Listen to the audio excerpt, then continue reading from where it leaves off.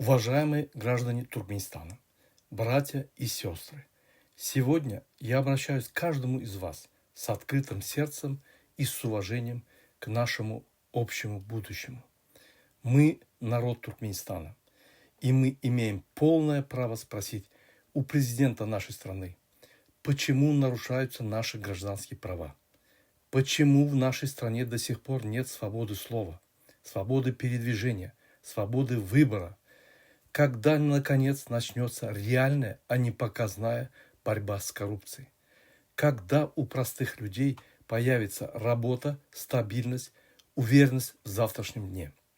Почему тысячи туркмен вынуждены покидать родину, чтобы прокормить свою семью? Почему, чтобы уехать из Туркменистана, нужно проходить через унизительное разрешение служб безопасности? Почему нам, гражданам, затрудняют выезд за границу? Почему в стране ограничен доступ к интернету и свободной информации? И главное, почему даже за границей туркменским гражданам отказывают в обновлении паспорта, лишая их прав и защиты? Эти вопросы не риторика. Это наша реальность. И мы, народ, имеем право требовать ответа.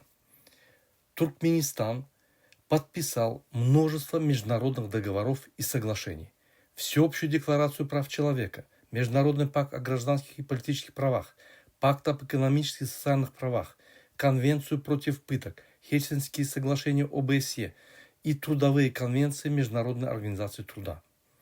Все эти документы гарантируют нам свободы, право на труд, на свободу передвижения, на защиту от произвола. Но в Туркменистане эти права грубо попираются. Дорогие соотечественники, я говорю вам сегодня: не молчите.